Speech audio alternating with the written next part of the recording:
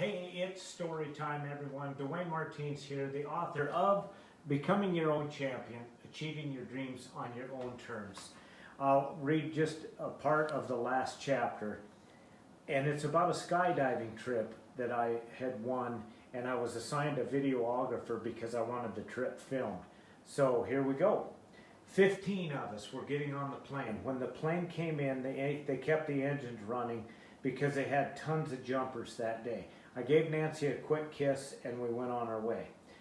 There was a certain order to be sat in the plane, and Kenyon, who was the tandem partner with me, he held me tightly because the plane's engines were running and it was difficult to hear. We were packed in there like sardines. The plane began to taxi. This was the real deal. A few of the guys in the plane were joking with me that I was a sucker and I had won the trip with Kenyon. Maybe this was not the best deal for me. That was hilarious because I already knew the reputation that Kenyon had with the other jumpers. One of the jumpers showed me his altimeter on his wrist and gave me a brief summary of the flight. So Kenyon began to hook us up, and he went through his own safety briefing. He told me that one of the carabiners would hold us, but there were 4 that would be attached to us. Cody was the videographer, and he shot a short video while we were going up to altitude, and the cabin door remained open so we could see the ground through the transparent covering, and so this was the real deal. When the time came for us to jump, the door was opened all the way. I looked down and could see the airport. Oh my God, the first set of jumpers were gone in a flash. I moved to the door. I was supposed to put my feet on the door's threshold. I couldn't get moved over to the edge. I kept squatting like a baseball catcher, trying to lift my legs to the edge of the door. Cody was literally hanging on outside the door so he could capture the jump on video. The next thing I knew, we were falling. I didn't know whether we somersaulted out of that airplane, but a split second later I felt the hard slap on my right hip. I think I remembered to arch my back and try to kick Kenyon in the butt. We were at 12,500 feet above the airport.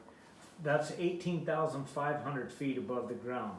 Now, my brother James had once told me there are 2 things that fall out of the sky: bird crap and fools. And I was the fool, and I was loving it. I tried to let out a big woohoo! But when you're falling at 120 miles an hour, your breath gets sucked out of you the second you open your mouth. So I suppose for 1,000 feet or so I was trying to catch my breath. Then came the slap on the left shoulder, and I was supposed to spread out my arms. And out of nowhere, who should appear? Cody, the videographer. He dropped right in front of me, and he looked awesome flying right in front of me, still dropping at 120 miles an hour. He was shooting stills and videotaping, and Kenyon told me that he was going to reach out his hand, and he did, and he spun me around, and he disappeared out of sight. That's when the chute opened, but it takes about 1,000 feet for the chute to open fully. Then I could woohoo. I kept saying how incredible it was. I kept looking at the airport below, and I was fascinated. The planes were taking off right above me, and I still remember the brilliant red and white patterns on the top of the wings of the small plane that took off. I was in awe.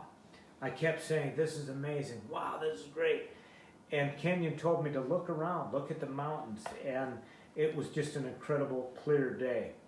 Then it was time to land. He had me stand on his feet, and he helped adjust me. He told me that we would either land on our feet or on our butts, and he had me practice a time or 2 out in front of him.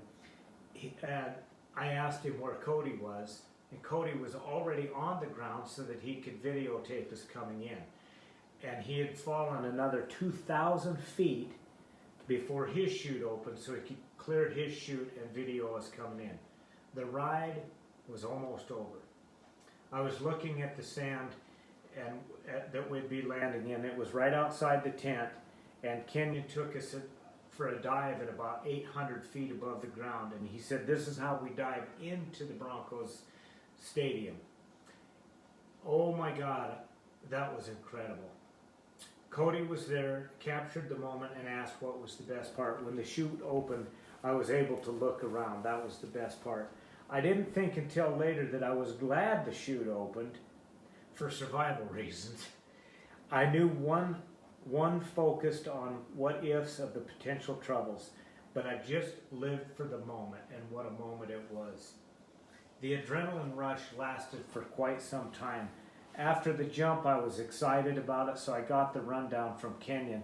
He said it's a quick rundown. The free fall was from 12,500 feet above the ground. We fell 7,000 feet in 45 seconds.